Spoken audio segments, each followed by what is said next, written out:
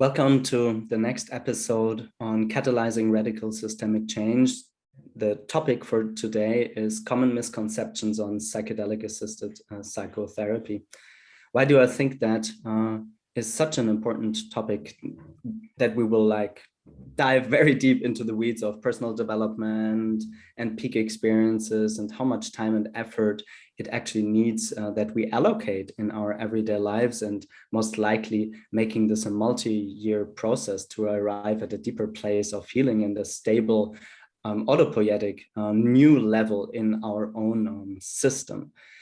First of all, I personally feel that the market is heavily lopsided. So we have the supply of psychedelics and so many offers to get psychedelic peak experiences, from people flying to Iquitos in every major metropolitan region or many metropolitan regions on the planet. So this is just a fact, I would say. And secondly, the market is heavily lopsided because there's very few people educated in actually helping you to integrate those, let's say, peak experiences or altered states of consciousness. And thirdly, I would say that the classical quote unquote indigenous understanding of psychedelics, that the medicine does the work, certainly for many Westerners, is just not the way to positively be able to really reap the full benefits of all these possible interventions. So framing the conversation, we're mainly going to be very critical on the issue, and I think that's really important. But nevertheless, I also want to acknowledge, certainly from my personal point of view, that the work with psychedelics, including psychotherapy, for multiple years has freed me to an extent and grounded me and made me powerful beyond anything, certainly, that I was able to even grasp or imagine 10 years ago. But this my very personal experience. And again, it took decades of meditation, 12 years of plant medicine, and the use of psychedelics to heal through my own trauma.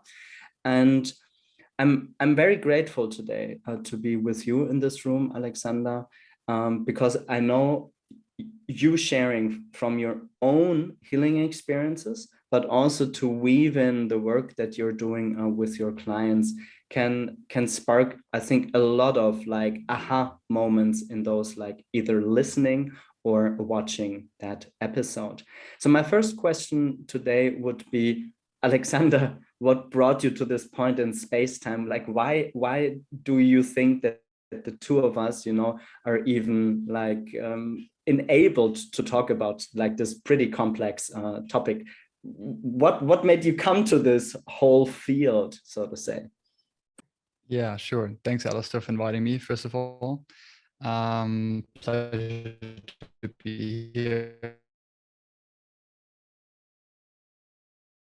I'd say I'm just a normal guy and just had a normal job and a normal childhood, and everything was just normal and great and happy in my adult life. And I could never tell really why and what that was.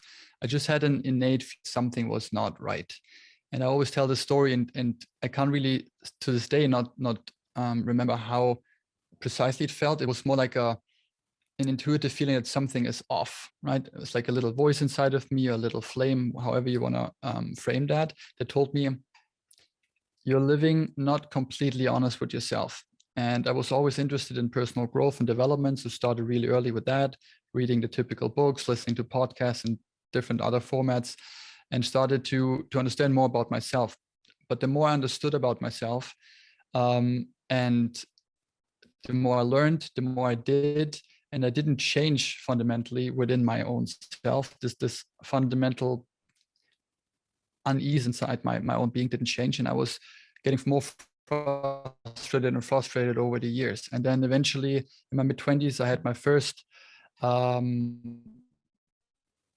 psychedelic experience that age was actually with LSD, and that just opened up a completely total new world to me, right? And as we might talk about it a little later, what those substances can do, like no other tool that I'm aware of, is it brings your subconscious material to the surface and confronts you with kind of the garbage in your life, so to say. And I was confronted with a lot of it, and I thought, now I have the holy grail in my hands, and now I can do this type of work. And then I slowly started getting more and more interested in using those substances as tools, right? And I like to frame them as tools or medicines. And this is, in my understanding, if you use them in that context, this is exactly what they do. They help you uncover layers of your own self that you're not able to reach without these tools, or at least not in the same speed or in the same potential dimensions. And so I started this, and then a couple of years later, I was still frustrated because I didn't feel like the core was kind of healed, and it didn't come to that point. And then this was in my peak of my career, worked in corporate sales before, and then I just decided to drop out basically at the peak of it all, because I knew when I'll continue this path, I'll just create a golden cage instead of a normal cage, because the offers and the money and everything just got more and more and more brighter and shiny. And then I knew within myself, like, okay, if I get that next promotion and I'll just go one step further, the further I go, the least the chance that I actually go back from this train once it just started going on in full speed. So I just pulled the handbrake and the ultimate stop and just quit, like the typical thing nowadays you can hear, like sabbatical, a year traveling the world, trying to find myself. And at the end of that year, I ended up in, you mentioned Iquitos, right in Peru, in the Amazon, and went to an ayahuasca retreat center that went on for 2 years, for 2 weeks. And I had 5 ceremonies in that magnificent retreat center with incredible healers and incredible staff. And what I understood and learned in those 2 weeks working with that plant, ayahuasca, was more than the previous 10 years combined. And that just blew my mind. And I worked with psychedelics before, as I said, but not in a therapeutical context like we did over there. And then everything shifted for me. And it was like, okay, wow, I understood the potentiality of these tools, but never to that extent. And furthermore, why does nobody know about this where I'm from, in Germany? And it's a shame, and it's actually a crime. And then obviously doing all the research and knowing about why in the 60s happened, the war on drugs and all of this stuff. But it's still a shame that no one knows about it. And even people that do know about it fear those substances like hell, because, oh my God, you could, all of the stuff we hear about psychedelics. And then I thought, well, I don't know how yet, and this was 2.5 years ago, but I want to help other people have the courage, or find the courage to potentially at one point have one of these experiences as well. So I started working on it myself, researching more and more, starting a podcast format like you did, and then just sharing my own experiences and talking about my own journey, which is what I love to do the most since being on your podcast as well. This is, I think, how we relate to these topics in the best way, right? To hear it from other people that had an ultimate kind of almost fear or distance to that type of work themselves, and then started having great experiences and then sharing from a truthful, authentic perspective. And that's what I'm here now to do, and happy to answer all the questions you have. Yeah, so I wanna start almost framing the first argument. So a couple of years ago, a hashtag became like very famous, like used millions of times, which says hashtag thank you plant medicine. So for anybody that types that into Instagram, you will basically, including myself, find people that, say thanks to ayahuasca, which is that Amazonian brew, or they say thanks to peyote or San Pedro, which is the mescaline, like in Mexico, but also like in other regions, or they talk about like magic mushrooms or whatever. So I think it's very important to acknowledge the gratitude, certainly that I'm holding in my life, but also to say like, thank you, plant medicine.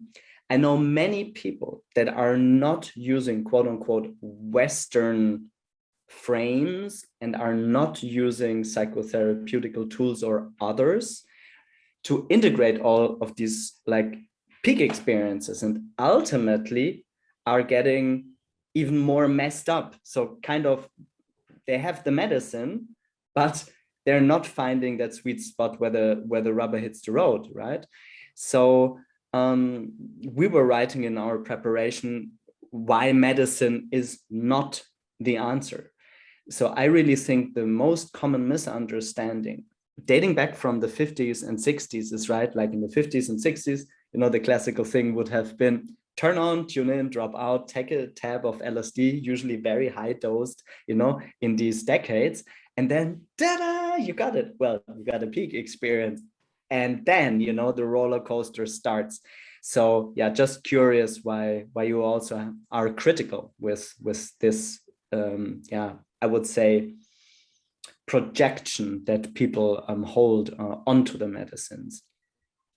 Yeah, it's such an important topic, and I see it more and more. And I think to go back a little bit to understand this in a broader context, I'd like to frame it in a way of just the global actual pandemic that I see is not COVID, it's mental health. And it's been going on for longer, right? And we see rising rates in depression, anxiety, PTSD, addiction, chronic pain, you name it, all of them through the roof, everywhere around the globe. And all of those things are merely symptoms, right? Basically expressions of a psychiatric system that is largely devoid of effective methods to deal with the deeper issues underlying all of these symptoms. And the deeper underlying issues of all of these symptoms are core emotional wounds that we all have, and basically unmet needs of our psyche, right? That come through isolation or disconnection from one another, a lack of faith in something greater than ourselves, like nervous systems that are stuck in fight or flight, like whatever it is, right? We have these core emotional wounds in ourselves.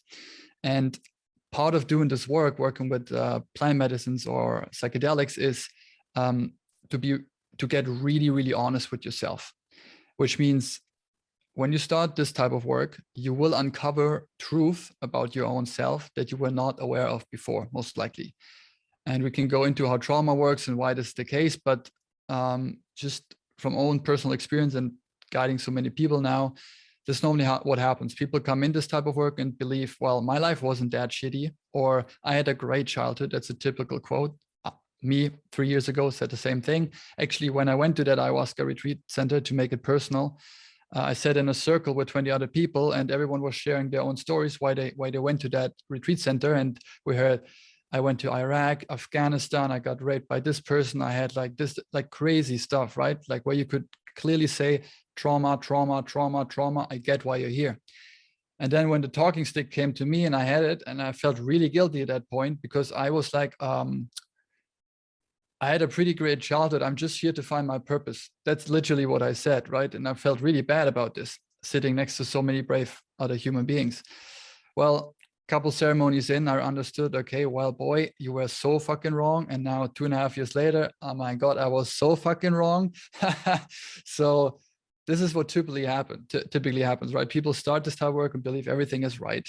But then these medicines, the way they work is they uncover, like I said before, the unknown, the unconscious stuff that you have been suppressing potentially all of your life due to protective mechanisms of your psyche, mostly to stay alive, right? And to protect you from further harm.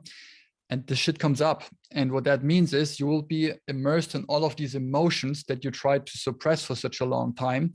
And there might be, or will potentially be, overwhelming, right? Some of them, because you might have not really learned how to cope with these extreme emotions since you've been suppressing them for so long.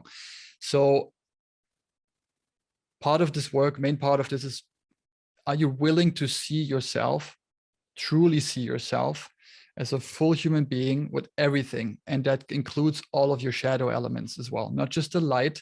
And this comes back to your question, why medicine is not the answer. I believe a lot of people hearing these stories out there now on social media, like, wow, I drank ayahuasca, I met God, and I uncovered this, and I healed myself from generations of trauma. And then that's it, like one session, and no further explanation on the process afterwards and how much pre-work they did and all of this. People might get an idea that this is like a one-time, one quick fix solution, right? You drink it once and then you're done with everything and you don't have to do anything. That is not how this works. It is not how this works.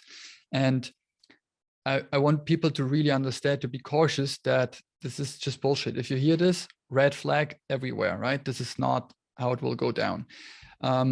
You will potentially, depending on the depth of your own history and trauma, will need months, if not years, or long-term years to integrate the material that came up. That's part of the healing process. And so more medicine, just throw more medicine on top of it. I do 25 ayahuasca ceremonies in half a year and then I'll be fixed. Not going to help, because the stuff will be brought up to your conscious awareness, and then you need to work through these elements that got suppressed before, which normally means to feel the stuff that came up. And the feeling part is the part no one wants to do. It's great to sit in ceremony and see these fractals and visuals if you have some, or just feel enlightened and then come back, and great for the moment, for those 4 to 6 hours. Always mostly amazing, because the substance supports you through it. May it be MDMA, psilocybin, ayahuasca, mescaline, whatever.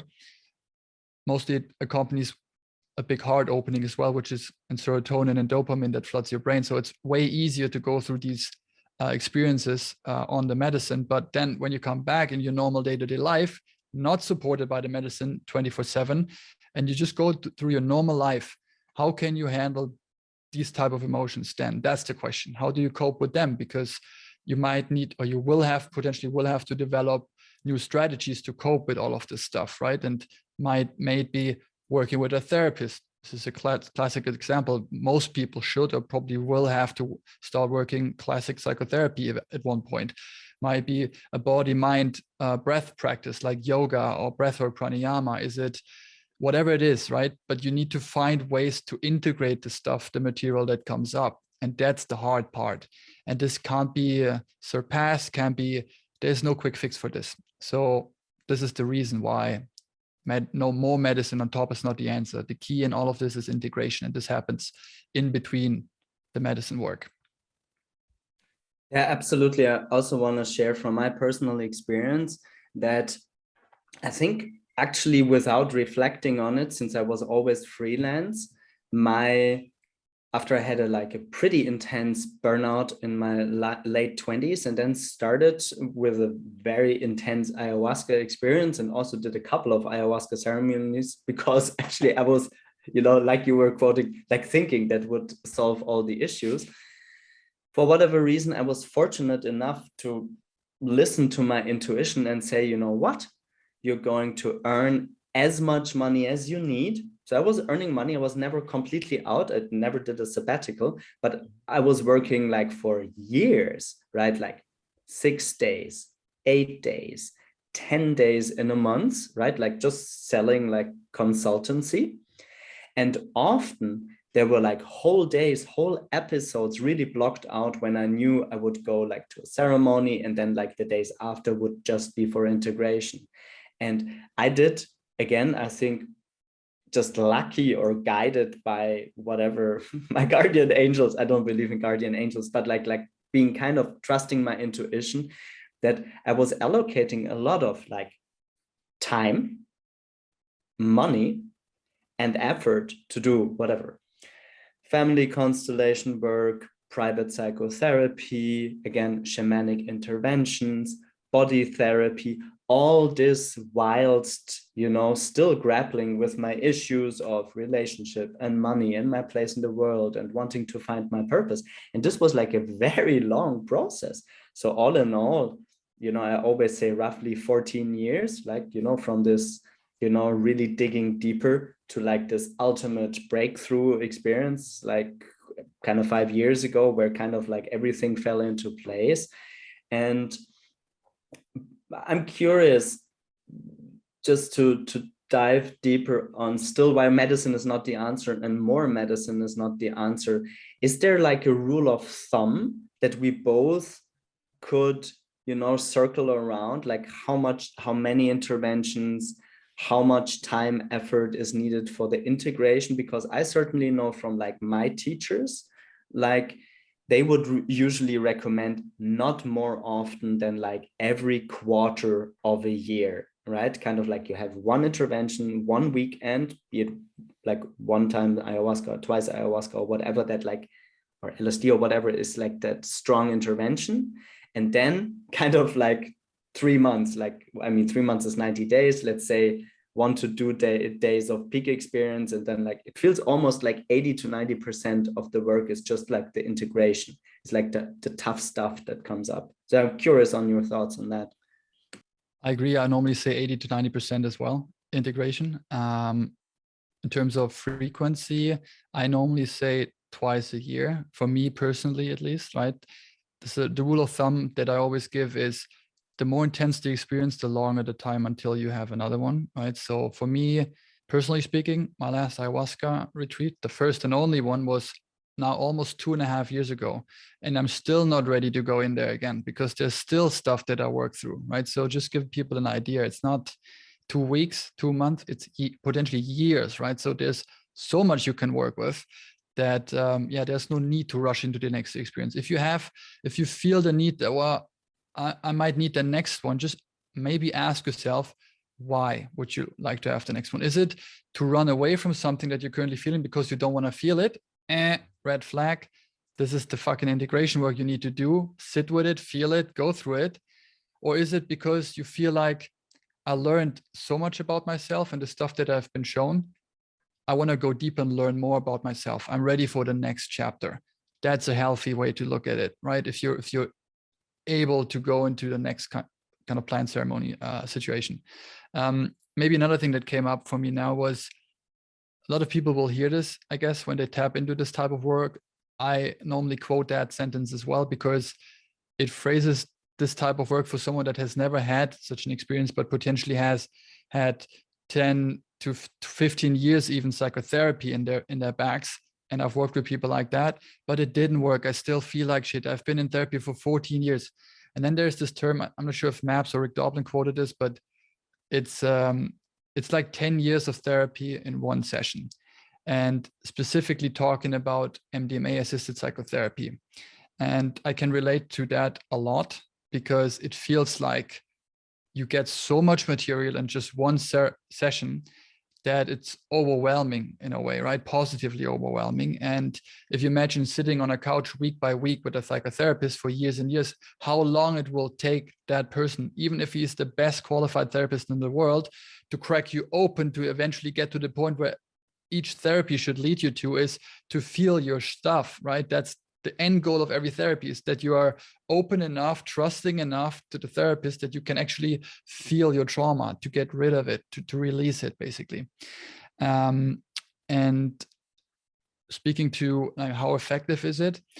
So MAPS is the kind of the leading non-for-profit in the States working with MDMA currently, and going through the last phase of the FDA trials to hopefully get MDMA approved as a legal medicine by 2024, ideally, right? It's really promising, and the results that they can already show proof of how effective that medicine is just astounding, right? And if you imagine, they look at the use case they look at is PTSD, so severe post-traumatic stress in people, like veterans, for instance, in the States, they have tons of them, right? But could be any other cause for PTSD. People that are diagnosed with PTSD, the current methods of treatment with pharmaceuticals and some type of therapy brings out about a 30% improvement rate for patients. 30%, not even 1 in 3 improvement rate. So if you look at the MDMA studies that they're doing and how those trials are set up, is you have 3 MDMA sessions in the course of 4 months and weekly therapy sessions in between. And after those 3 sessions, 4 months, including therapy, 68% of all participants are cured. So it's almost a 70% cure rate, which means they no longer qualify under the criteria for PTSD, which is, if you compare this is not even close. This is not just the numbers are not even close, but it's improvement versus cure. It's a different game, and it's not been seen before in mental health. This is the power of these substances, right? So yes, in one way, they're not the answer, but in one way, they are the answer, right? It's just, you have to see them for what they are. They're catalysts. You talk about catalysts for radical change. Catalysts are like, or opener, or something else that you want to use as a framing, but they open you up to something in a profound way that you then can work through in the integration phase just way quicker if you have the proper support. And that's what they do. Yeah. Thanks, because riffing off of that will directly lead to the next broader container I want to talk about, because there's a lot of different medicines out there. So the first disclaimer that I want to very strongly make is, usually you have type people that say plant medicine is healthy, that's indigenous wisdom, this is ayahuasca, this is like peyote, this is bufo, whatever mushrooms, right? But they would say MDMA, that's pretty much like ecstasy, right? Just 100% pure MDMA, right? That's like a pharmaceutical product, that's like big pharma, that's like bad, it's not good. It's actually very interesting that like when you look at the bell curve at almost any societal phenomenon, right? I personally find it very interesting that I know a lot of people now that I'm 12 years like deep into plant medicine and psychedelic international that have done 50 to 100 ayahuasca ceremonies that I know. I would not say all of them are really functional, right? In terms of what is a functional life? You love yourself, you love your everyday life. In whatever way, you kind of found your way to cope with the money issue. So you have a life, you can pay your rent, you have like a job that's kind of nice, okay-ish, right? But they continue to go like, for example, just working with ayahuasca or something like that. And they would never do MDMA, which I find profoundly interesting. And just to share that and then lead over to you, because since I did hold not severe, so I'm not a war veteran, but for the sake of the exercise, because I also write about it on my homepage, I burned myself severely very early in my life, 2 years and 8 months old. The boiling hot coffee was melting with the polyester jumpsuit, and I had panic attacks and nightmares my whole life, including coping mechanisms of abusing alcohol and cigarettes and marijuana to not feel these overwhelming feelings. And I'm totally with you that especially for post-traumatic stress disorder, and I would say I had like a medium version of it, not super heavy, but like medium, right? Like I was suffering from all these symptoms my whole life, 37 years, up until the age of 37, is that the profound first ever breakthrough experience in my whole life, and I know I have shared this in other podcasts, but not being hosted on my own website. So I really think for the listeners, it's really interesting to know that getting this substance, MDMA, and feeling like just super warm and cozy and cuddly and in love and everything is good and I don't care about yesterday or tomorrow, everything is just pure love, like in your mother's womb kind of feeling. And the therapist, because it seems I was not going over a certain edge, he was guiding me with the same question. How did you feel before you burned yourself? I didn't find it. So he was like administering, I think, some 50 more or whatever that was. I think I was on 150, which is pretty high, right? For a therapeutical setting. But anyhow, it took me a couple of hours. And then I had this like strong life force, this current that everybody can sense now, right? But that I was always dimming my whole life, being afraid of being too much in school, too good, being ashamed, the nerd, too much energy, not too much sleep, not wanting to sleep as a child, like all these coping mechanisms. Then obviously in my personal background, mainly the substances like to lower the level of energy, instead of finding ways to like be the conduit for it, right? And finding ways to ground myself, in my sense, through like heavy weightlifting since many years after my ballet career, heavy weightlifting and meditation, to just kind of build that vessel of that strong life force current running through me.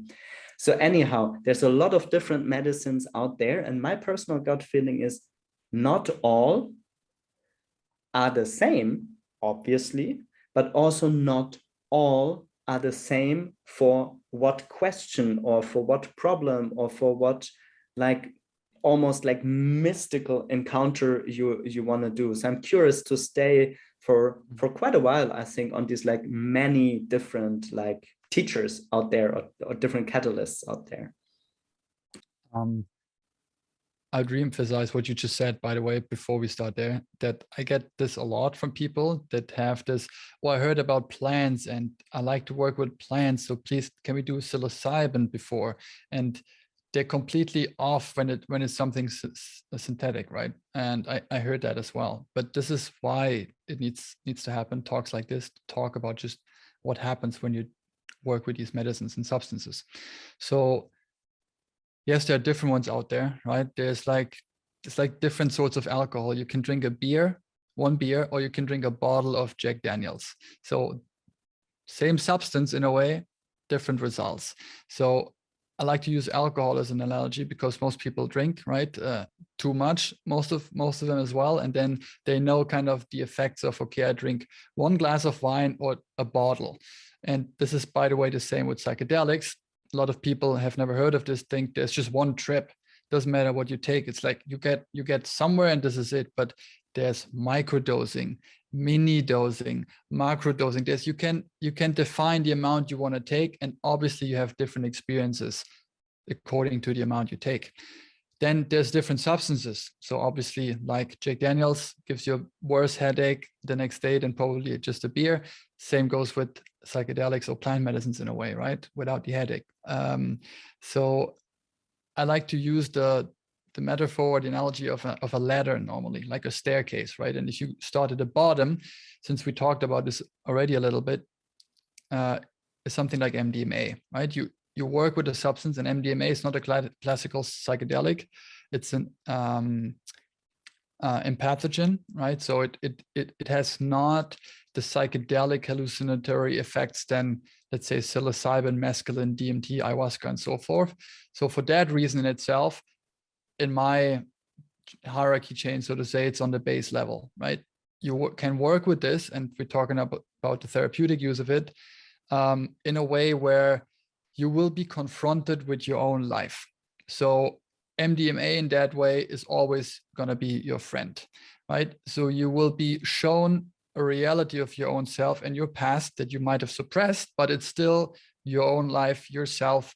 Maybe you feel kind of your mother and like the abandonment of her, and like, but it's still your personal realm of experience. You just stay within that vortex. Lots of emotions that will be processed. So that substance, for that reason, is the prime use case, like we discussed before, for MAPS on the trials with PTSD, because coming out of trauma, you have to feel those emotions. You can't think your way out of trauma. You have to feel your way out of trauma. This is where most people don't want to do it. MDMA is great for that. Yeah, it helps you feel. That's the only thing you do on that substance is you feel a lot. And it's beautiful, right? It's probably the most, for a lot of people, it's the most beautiful trip, because to be honest, I'm not sure if you can really have a bad trip on it. There's different other things you have to watch out for, because it's at a certain level, it's toxic, right? So you can actually die taking too much MDMA. With the classical psychedelics, this is not the case. But if this is a proper setting, a proper dosage and everything, you have a good guide and everything is set up the way they do, for instance, with MAPS, this is probably the most beautiful trip you can ever have, right? So if you go up a little on that staircase, and let's say the next level would be psilocybin, then talk about psilocybin, the key ingredient of magic mushrooms, which has a clear psychedelic hallucinatory effect on top of what MDMA also brings, but a little less, this heart opening and feeling connected. With psilocybin, it's, to me personally, it always feels more like the interconnectedness to the universe, to everything around me, to all other beings, in a therapeutical context as well, because like the retreats we host in the Netherlands, where working with psilocybin is legal, you have a group of people in a retreat, all with eye shades, and you go through your own personal experience, but you will be automatically connected with the people around you. Something the person next to you, two seats away, is going through might has a direct resonance with you, and you feel their stuff they're going through. Maybe you will even go through stuff for them. And this is hard to explain if you've never experienced, but it's beautiful. And this is why people that come to such a retreat as strangers at the beginning leave normally and have the feeling that they're a family. You share this experience. It's a collective healing experience. before anything else. So it's more interconnectedness to everything else. And if you do an MDMA therapeutical setting, like the clinical studies in the States, it's a one-on-one setting, or one participant to two therapists. It's not a group per se, right, that you work with. So it's more empathy and self-love. And this is all directed normally towards your own self, which is why this is such a great catalyst for your own kind of heart opening and self-love and healing emotional wounds in a way. And then psilocybin is the second stage. And then, I mean, we can go up the stage. And then I would say on the top of it, you would have something like 5-MeO DMT, which I have not personally done yet. And I can get into this a little later as well, when we talk about risks and, you know, to be aware of. Just a personal anecdote here as well. It took me 4 to 5 years before I felt ready to go to the Amazon and have my first ayahuasca experience, having worked with other modalities before. I knew by doing a lot of research and hearing other stories, and I just intuitively felt I'm not ready for this yet. I was aware of what that might do. Actually, I was not aware of how much it will do, but I thought so. No idea what it did. If I had known, I probably would have done it, but I'm super glad I did. Best experience of my life. But I was aware that this will be something completely different, right? This is a reason why there's different kind of potencies to these plant medicines. If you ask an indigenous people, they call them plant teachers or even master plant teachers, right? You can hear this is a kind of a hierarchy in between the plants. So the mushrooms for them are like the little teachers, and then there's ayahuasca or mescaline, which are master plant teachers, have kind of a higher hierarchy position. And then, like I said, 5-MeO DMT, also known as the God molecule, is just, of what I've heard, and you talked about me on my show as well, on your experience, you might have something to say on this. It's something completely different as well. If we go back to the alcohol metaphor, it would be MDMA would be drinking a glass of wine. Psilocybin on a higher dose would be drinking half a bottle of wine with friends together and dancing around. And then 5-MeO DMT would be, okay, I completely chuck a bottle of vodka for some, for simplicity's sake. I need a riff of that. So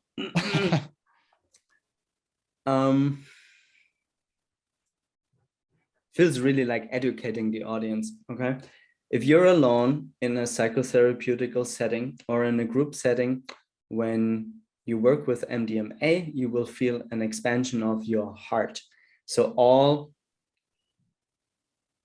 Gordian knots in your life linked to your heart, whatever, not wanting to forgive your mother or your father, or any blame or shame around sexuality or whatever, this is a good catalyst, to work through that material, which is why also psychedelic assisted psychotherapy, as Alexander is mentioning, hosted by MAPS, and hopefully very soon, legalizing MDMA as a prescription medicine, I think is so important, especially now with the war in Ukraine and all the also intergenerational wounds, basically almost everywhere on the planet. On the level of psilocybin, I think, I reckon you also have this dosage where it's just kind of like a beautiful, fun, kind of mystical, but not too overwhelming thing. I know I've done all substances to hero and far beyond hero, meaning when you take like a big bucket, like kind of many hands full of like potent mushrooms, you will have a completely transpersonal, as intense as ayahuasca or LSD like experience. So talking of that from a scientific point of view, and I know there's a lot of research. So when you're going into a transpersonal space and inquire into a question like your own mortality, right? Like, I'm Alistair, I have a male body, I'm 42 years now, rule of thumb, 85, whatever, right? Like, I'm gone. So, and for whatever reason, this memento mori has always been pretty strong. So what I only mean with that, if you inquire into your own mortality, for example, it's just a very different focus, right? It doesn't have to do with your mother and your father and your whatever your job and your purpose, right? It's something like very existential. I would say LSD has a very interesting component. So if I refer to the chakras, you would say, you know, the heart is MDMA, the third eye, you know, so I have a very precise vision of you know, the classical thing would be a person who has done the first high dose LSD trip, let's say 200 micrograms or something like that. I did that. And my guiding question was, I want to discover time, like what is the space before time, like the unborn, the void, or whatever. And exactly that happened. And it's still very present now, even like after a decade, you know, so it's like almost hilarious, because then you have this like, I got it, right? Like the romantic phase, like it's like a lot of people that do a lot of LSD or frequently or microdose very frequently, they almost tend to call it honeymoon phase. I call it. Yeah. Yeah, but often they have this rather heady, you know, engineerial Silicon Valley. This is why also this microdosing of LSD is so good, you know, it boosts your performance. Like you have this, I got it, you know, like I got it. Then for anyone, I mean, we're diverging now a little bit from the overall topic, but I really think it's good to educate like the audience, whomever listens, is if you want to inquire in birth and rebirth, or death and birth, as like one cycle that makes up the fabric of our existence. The dog is barking in the background, I can't change it, so it will forever change and be part of me explaining ayahuasca. Is a very intense birth and rebirth experience. So at least if you go like high dose or multiple days with ayahuasca, you will die, if you like it or not. And for most, I'd reckon anyone, it's not a pleasant experience, because you die. And it's like this ultimate, you know, like in a jump and run game, this ultimate dude standing, you know, before the portal. And normally you would run away, and suddenly you have no chance, you know, the plant pushes you through the birth channel, birth and rebirth. And maybe 5-MeO DMT, which we had a longer talk about my experience. I would say it's interesting that I'm now pausing. I would say the closest would be the description of something like anything before isness or anything before manifestation. But even that, which, you know, in classical Buddhist or Hinduist or Kabbalah scriptures would be defined as the void, is just an idea, right? It just works on a completely different level, because you don't have, I mean, I received, but more in the integration phase, like intense visions, but it works on a very deep soul level. So anyhow, so maybe for the sake of closing that broader piece, it seems instead of a ladder, Alexander, I would more call it a grid. You know, there's different intensities, different questions, right, that you can inquire with, supported by plant medicine, or, you know, like you say, master plants or catalysts, or simply chemical compounds if somebody is in a very Western mindset. And not all questions, including where you are on that grid and in your life, right, deliver the same results. Actually pretty simple, right? But you need to educate yourself on that stuff. Yeah, maybe to add one final thing to this, because we talked about integration before, right? And for people that have never done an experience like this, and then they hear, oh, ayahuasca, okay, well, death, rebirth sounds great, I want to experience this. And then I just had a talk with a friend of mine on his recent ayahuasca experiences, and the stuff he talked about, if you hear this and then you think about the stuff you can experience in such a trip, it's really, really hard to just grasp the idea of integrating what you will be shown there sometimes, because it does not make sense. I mean, if we talk about psychedelics, we talk about it's very boundary shattering, right? So your ego dissolving, transpersonal stuff on high doses, you will not exist anymore. And if you don't know what that means, well, you will know after that, but this is not a nice experience the beginning and the first time, because I am, my name is, and this will all be gone. And then your relation to your family, your house, define everything. That's the potency of the stuff, right? That you at one point realize after you die, your ego death, right? That protective part of yourself, that ego self dies, you're not dead. And what remains is your true self. And that's the liberating element of those high potential healing psychedelic journeys, in my opinion, is that you realize what Buddhist teachings aim at, right? And you can potentially learn in 30, 40, whatever years of sitting in a meditative practice as well, to get to this space where you realize I am. That's it, just the core being of it. But just to take into considerations, when we talk about this grid, there's, depending on the substance or the plant you use, the integration might be in a way easier because it's more relatable to your own personal life rather than it's transpersonal stuff. And then, okay, I first of all have to translate this into some kind of language and then work with it. Maybe something else to add here. Yeah. I think you were mentioning a component that's very important.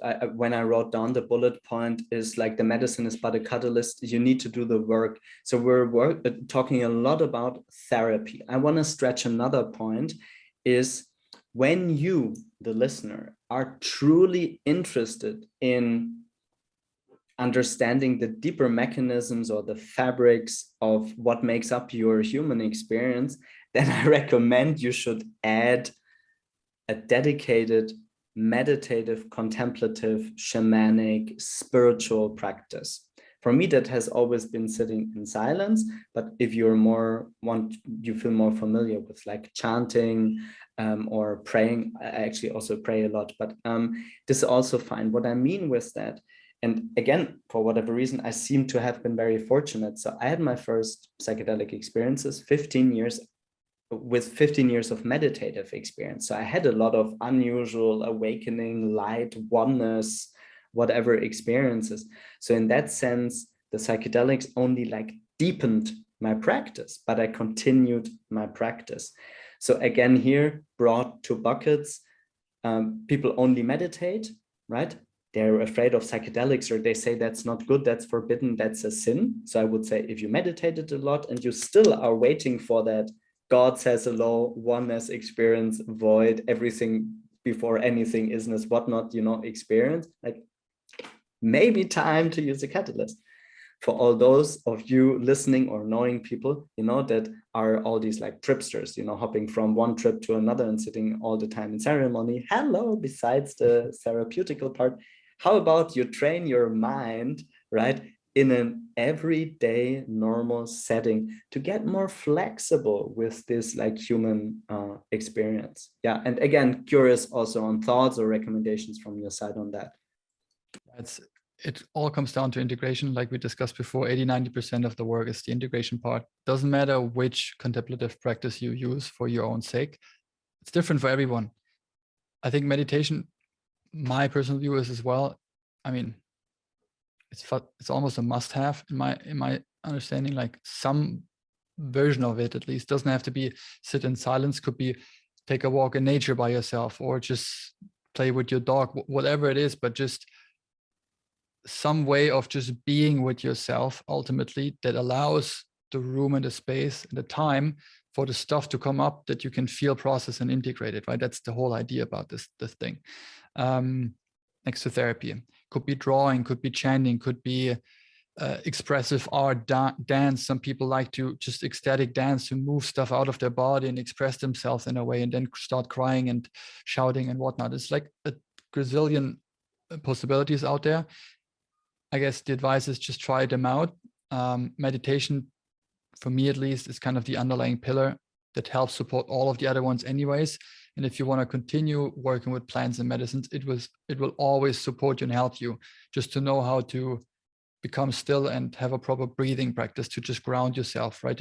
Ground your nervous system and calm yourself down. When, let's say, psilocybin kicks in or the ayahuasca starts happening, then you can at least, while you're still conscious of who you are and what's happening, at least in that realm, you can monitor and kind of a little bit regulate what's happening within your own body. And that's just core principles and techniques. I think meditation, breath work, potentially some form of yoga or physical exercise as well.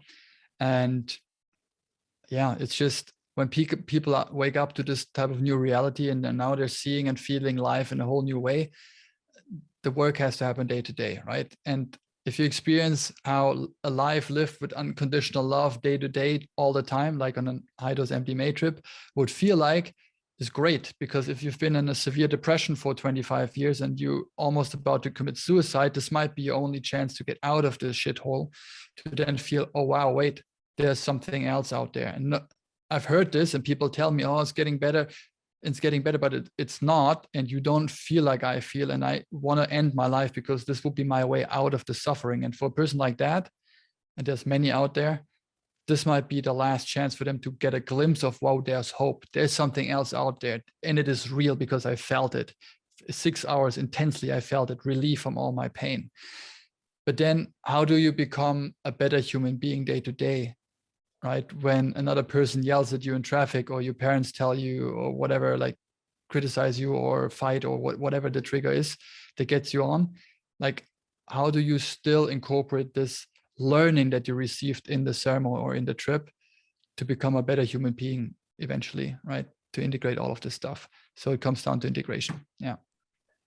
I will let's I have 3 more bullet points, so it's interesting, it's a very rich conversation. Is set, setting, and doses, and I will take myself as an outlier. So please, you out there, don't do it like Alistair. So I remember myself taking too much of a substance, and actually sometimes needing quite a moment in space-time to land properly. Secondly, I would say only now, meaning now in my 40s, am I stable enough and also still adventurous enough that sometimes I journey alone. I tend to be one of these people who go like very high dose. But the mirror that I got from like a Maracame, so a very senior indigenous elder working with peyote in a ceremony. So we did that for 2 consecutive days. And then I was approaching this Maracame and I said, I have this thing always had with psychedelics. I need to do this alone. And also high, to really like, I don't know, maybe it's also a masculine character trait. And I was really approaching him and rather, expecting a no. And it was very interesting that this Maracame, who saw me working for 2 days on the weekend in nature, looked deep into my eyes and says, almost all the time, I would say no, but I know you to do this. Kind of was interesting, right?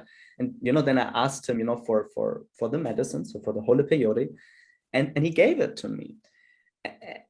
But this might be very unique, Alistair, my type of incarnations. I'm intentionally mentioning this, and again, red flagging for most people out there.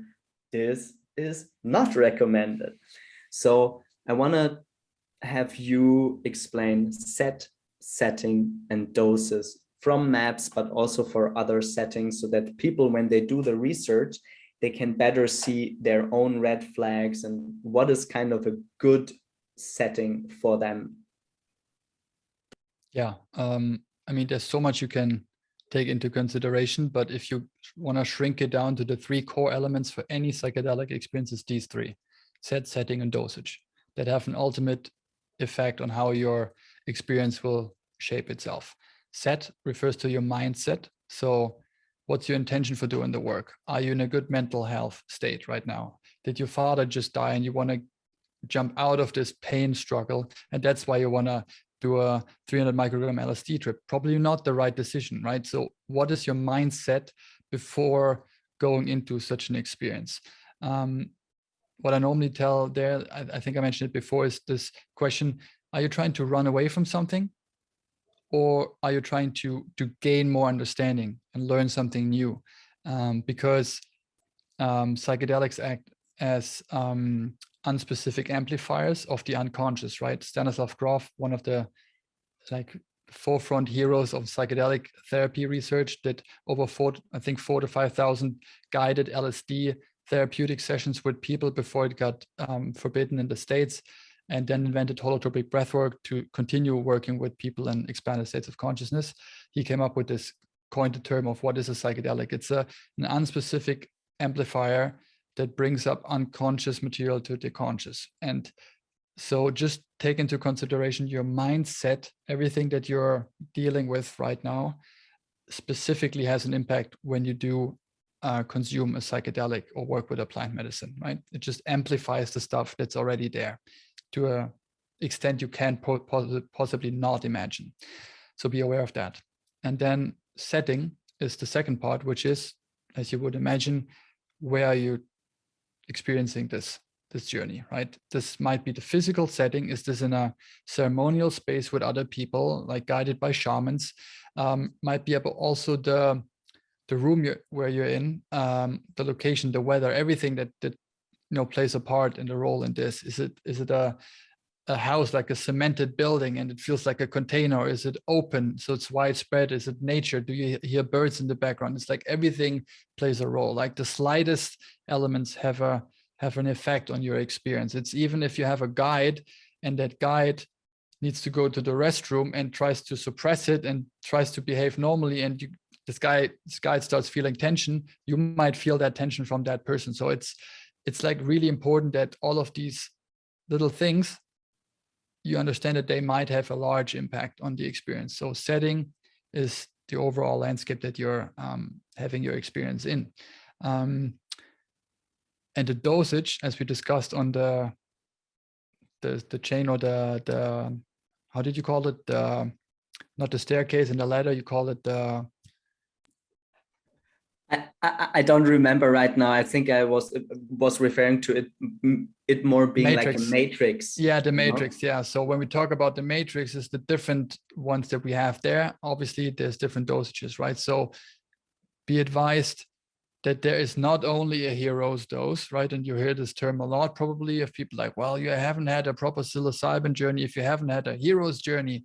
And I was, and you coined this before, like it's maybe a male characteristic. I thought the same way before, right? I was like, okay, I have to do more and 200-300 microgram, and like, how high can I go? And then let's see what happens. But probably not advisable, right? And now through more and more learning, and then having the chance to talk about this in retrospect, I would advise myself to go about this in a way different way, right? So actually, when I started with LSD, I was so afraid of it. I did start the way you should, in my opinion, right? It was microdosing, more microdosing.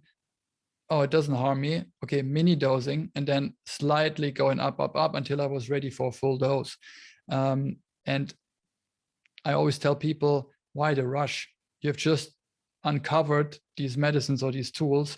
Why do you just want to jump into the deep ocean? Start swimming in a pool, right, where you cannot drown, and then step by step aim at swimming with the sharks, but don't go right in there if you have never taken a swimming lesson before, right? So dosage, really important to take into consideration. And if you've never worked with these substances, comes back to the setting. Have a proper guide there. It's so important and critical. If it's therapeutical, obviously it's necessary. You can't do it without.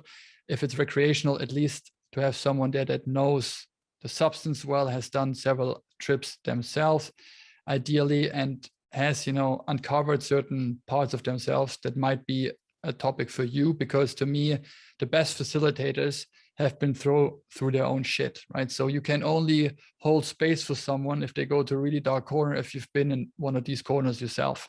So let's say if someone freaks out on a trip and has severe panic and anxiety about dying and stuff, and the guy that holds space, or supposed to hold space, freaks out as well and adds on the anxiety of the person another shit ton of anxiety, won't go well, right? And then a 12-hour acid trip might be a really long time to deal with this. So just be sure, right, that you have the right people around you and you feel safe and trusted.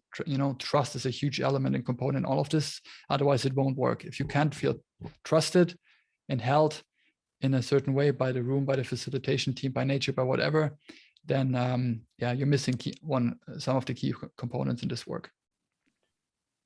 Let's touch on the last 2 points. It's all about the integration in your everyday life. And just, with my left eye, looking at the bullet point, because we talked so much already about the integration. One component that certainly in my early days of starting to work, combining psychedelics and therapy, was I did not know other people. And this was really like a weird phase in my life. And rest assured, for those listening or still afraid to do it, or just knowing one person, that there are hundreds of million people out there. So that's my personal number. I'm using always like, no, it's not in the billions, but it's hundreds of millions of people doing this. There's whatever. There's estimates 20 to 50 million people every year doing ayahuasca. There's certainly hundreds of millions of people on this planet doing MDMA. And then the more exotic ones, like 5-MeO and whatnot, I mean, that's still pretty unique. But what I found really interesting, and for whatever reason, it seems almost to be like a law. I don't like these things. I find it overly magical. But I know when I started to do MDMA, fun fact, I was 17 years in the electronic music, and I never did MDMA. And then suddenly, when I did it for the first time, I mentioned, I suddenly, noticed the people doing it. And suddenly, you meet these people. The same with LSD. I never did it. Again, I started to go into clubs at 15. And then suddenly on a festival, even just like in public transport, it's like a weird thing. You meet these people. And I still remember, which was like so fascinating, on a big public festival with my last partner, after a couple of our first ayahuasca ceremonies, and I'm still connected to this person, that we're walking, we were dressed up. So it's a big crowded place in the middle of Berlin, and we're sitting down, and somebody approaches us and says, "Hi, can I ask you something?" And we're like, we were very much in a like couples zone, but we're good, And we said, "Yeah, sure." And she said, "Did you just do ayahuasca?" And I'm like, yeah, like kind of yesterday. And he's like, "Yeah, I see that." And what I mean with that, doesn't have to do specifically with the topic, but also the beauty that when you meditate, you will encounter people that meditate. When you drink a lot of booze, you hang out with people that do a lot of booze. When you have a Porsche in your, garage, you meet a lot of people that have a Porsche in your garage.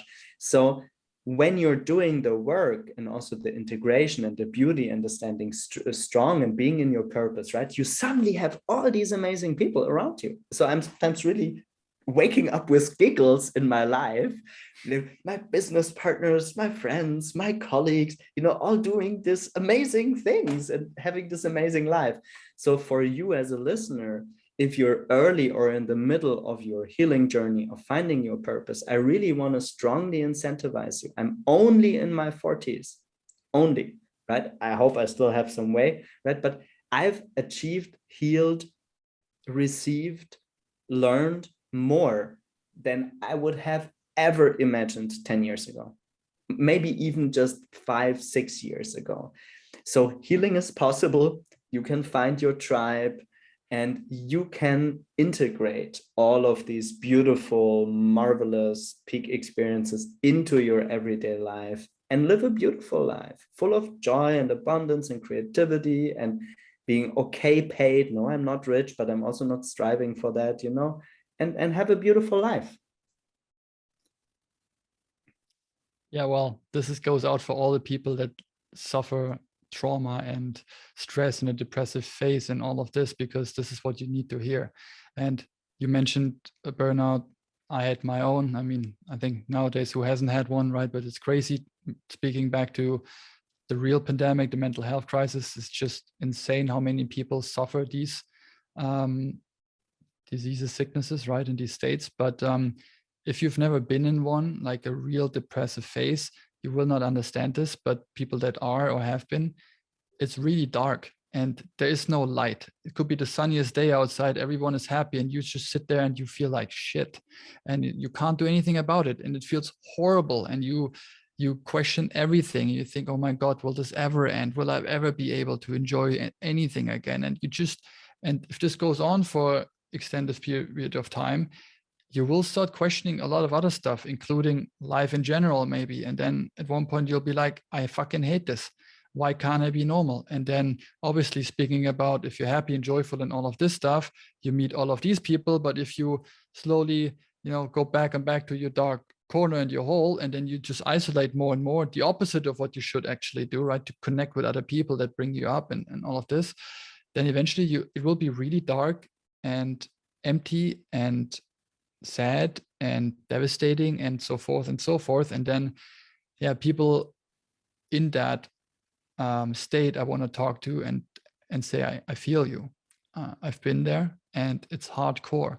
And I wish I had known about these medicines in these times, and just hearing about it, knowing that there is actually something that does help instantly. It's not, okay, we sit here for 3 months and then we see how you are doing. It's like you get an instant relief. Obviously, then the integration has to happen and all of the stuff we talked about, but the immediate effects are what makes these medicines so incredibly healing and powerful, right? This doesn't matter if you've been in a dark hole for 10 years. If you have a proper setup with a proper medicine, this might be the chance for you to glimpse that hope of light that then helps you go through years and years of integrating that shit, which might not be easy at all, might be even worse than before. This is actually what happens a lot of times. It has to get worse to get better. This is speaking to the fact that, for instance, PTSD, how trauma works in PTSD victims, they suppress all of the negative stuff. But guess what? You can't just suppress the negative stuff without suppressing the positive emotions as well. So if you want to have all the joy and the light and all of the bliss, you have to feel all of the trauma, the shame, the guilt, the pain, and all of the dark stuff that's in there as well. So you can actually go back to feeling. And the ultimate goal is to become whole and to feel everything and experience everything, right? So speaking to those people, I know it's tough, and props to these medicines. Thank God they're out there, and thank God all of this work is happening, because it does actually help people. And the current methods are just not sufficient. There are reasons for some pharmaceutical interventions, like if really in severe cases, there are needs for these medicines as well, right? You just need to numb and suppress, otherwise the system will break. But it's not a long-term solution. And we don't talk about short-term fixes in this conversation, right? We talk about long-term solutions and the path to wholeness and healing, which is a hard one, but this is a really, really great way. And I've personally searched a long time for a method, a tool, an approach that gave me that amount of healing or that amount of clarity that there is actually a way. And you mentioned it before, like no other tool, including all of your meditative practice in combination with psychotherapy, this catapulted you into the future in terms of healing like no other thing. Same with me. I would underscore this. The same goes with me. Yeah. To end our conversation, I want to talk about a phenomenon that I don't understand. And we were talking about that preparing for the podcast, but I nevertheless want to bring it into the conversation. It seems when your heart is in the right space or something like that, and you do the healing work and you wake up to your purpose and you get connected to like source and your own power, and you make a difference with what you're doing, that's all beautiful. And at the same time, I see almost a bigger cluster, just call it, like for the sake of a better exercise, the Silicon Valley cluster, where you have highly successful, ultra rich people that do the same amount of inner work, certainly psychedelic assisted therapy, certainly tons of peak experiences.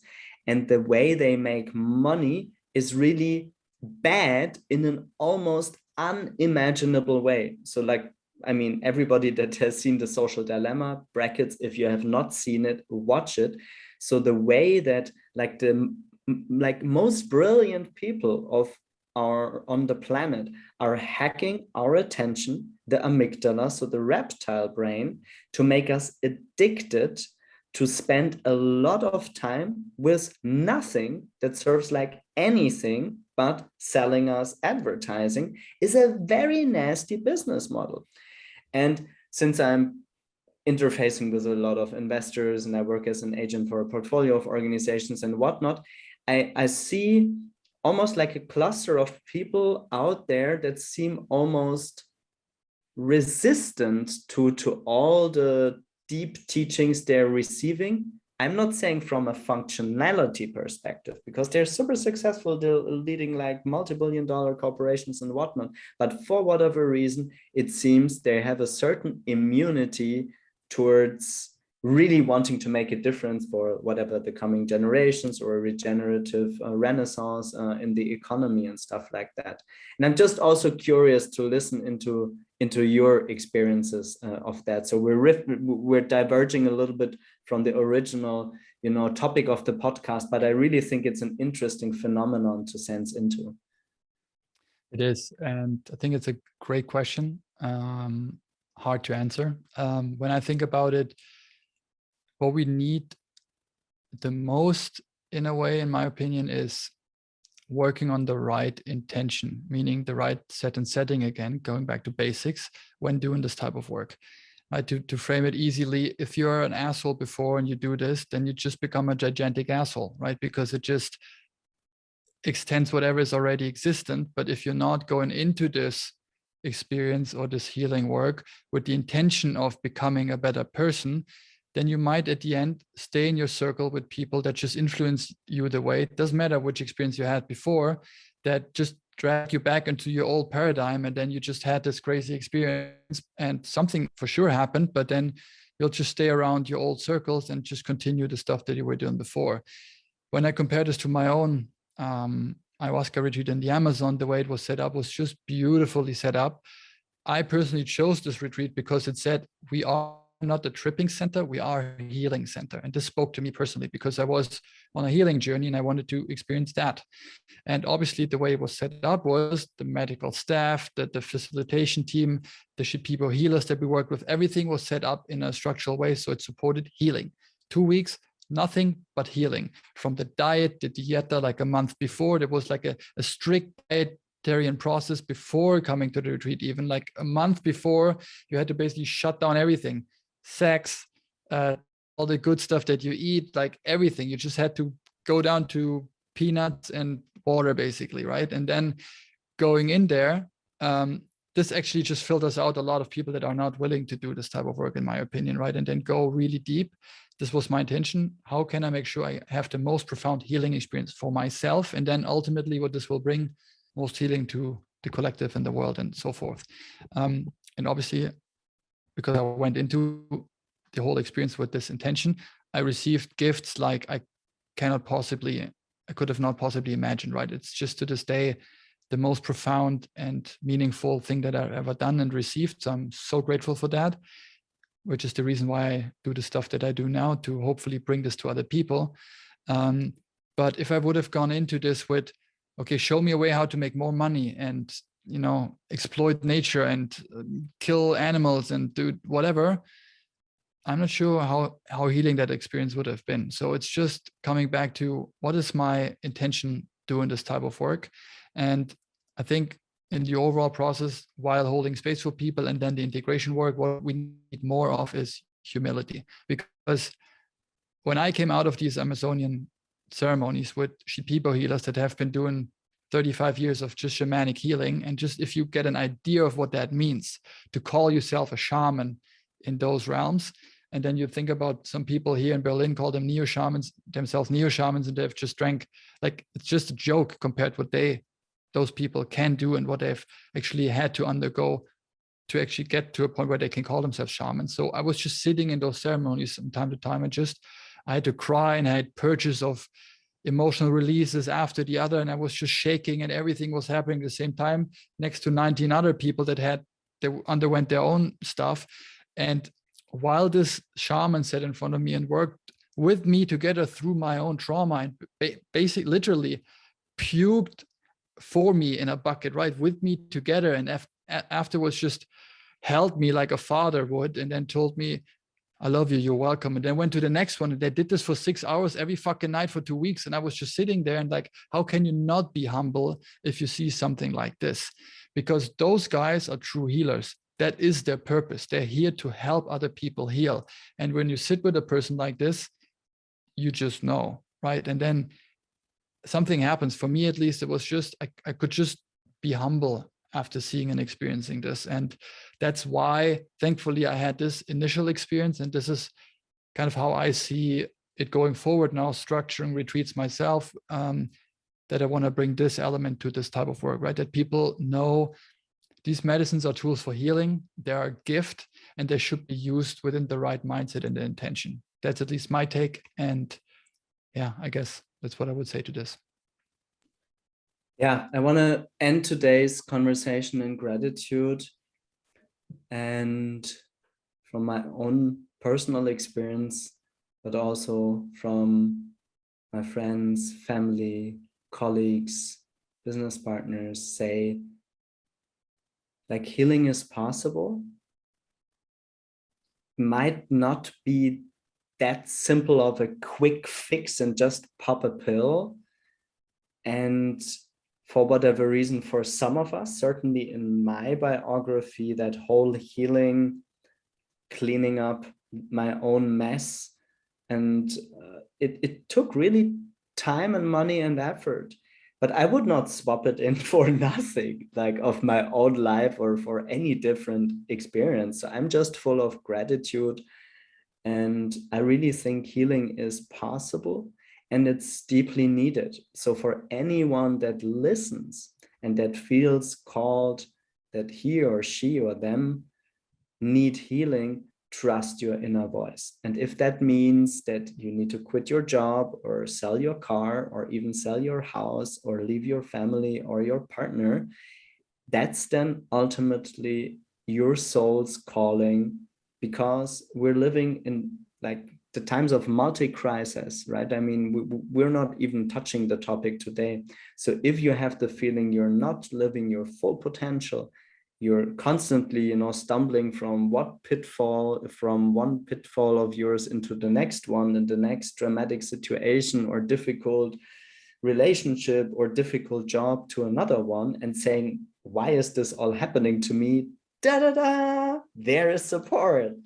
But we made the point many times today, it might take a while. And this while might also be longer than just 2 weeks in the Amazon rainforest, coming back and being again the super successful top senior executive in a blue chip company, right? It's like the plants have their own wisdom of how they heal, and then this can be pretty disruptive. Alexander, I'm so grateful for the encounter. I want to hand over you for closing words. Yeah, I can just recap on what you just said. It's an honor to talk with you about this topic. To me personally, I went into the Amazon, asking for what's my purpose, and it took me 4 out of these 5 ceremonies to go through all of my own stuff. That after the 4th, I was like, I'm done. I mean, if I could give my last ceremony to someone else, I would, because there's other people that needed more, I felt like, than me. And then I went up to one of the facilitators, a really great facilitator, and I asked him, yo, Adam, I think I'm done. I have no more questions. What can I ask for? I mean, I've been given so much. What else is there, right? And he was like, well, great that you had such great experiences. Then normally that's a good time to ask how you can be of service. And I like that a lot. And I said, all right, how can I be of service? That was my intention to go in. And I thought, well, all the other sessions before the ceremonies went like, okay, I had one question and then I got 45 others answered. So this might be not enough. So let's add another final one. Maybe, can I meet God? So I added that on top of it. But the ultimate question was, how can I be of service? And the answer that I got was to talk about this type of work and find a way how to make it more accessible for the Western person that ultimately have a lot of anxiety and fear when it comes to this type of work. There's a lot of stigma. Find a way how to deal with this and find your own way through your own healing, and then talk about your own journey and your path so other people can relate to this. And the right people always relate to the right person, right? And then the right people will find their way to this type of work. And this is actually what I see now. This is why we talk. This is why a lot of great stuff is happening. I'm really fortunate that we live in these times right now where a lot of crisis is happening, but there's so many other possibilities that we've never had before, right? 21st century, this is like, it's a crazy, crazy time we live in, and it's getting more and more turbulent and hectic and fast pacing and lots and lots of stuff happening. And people, I feel, have a need more than ever to find a place where they feel like home. And when I mean home, come back home to themselves. So finding a place within themselves that they always can connect to, that they know it's always with me. I don't need to take anything. That's the ultimate goal of all of these type of work, that therapeutic work with the plants and everything, is that at one point you won't need them. You will always have this within yourself, right? You can tap into this, and the tools are catalysts on the way there. They bring you forward in a way, in a pace that was unknown to me before. So they really do help. Great literature out there, lots of studies. Dig into this, do your research. And if you feel the calling, if you're really honest with yourself, you will know. And then just reach out to people and listen to podcasts, and then you'll find the right people to do this type of work with. And thanks, Alistair, for doing your type of work. I know you have more or less the same vision, right? We want to help make this world a better place. So I know you're doing this already. So thanks for that. Thanks so much, Alexander.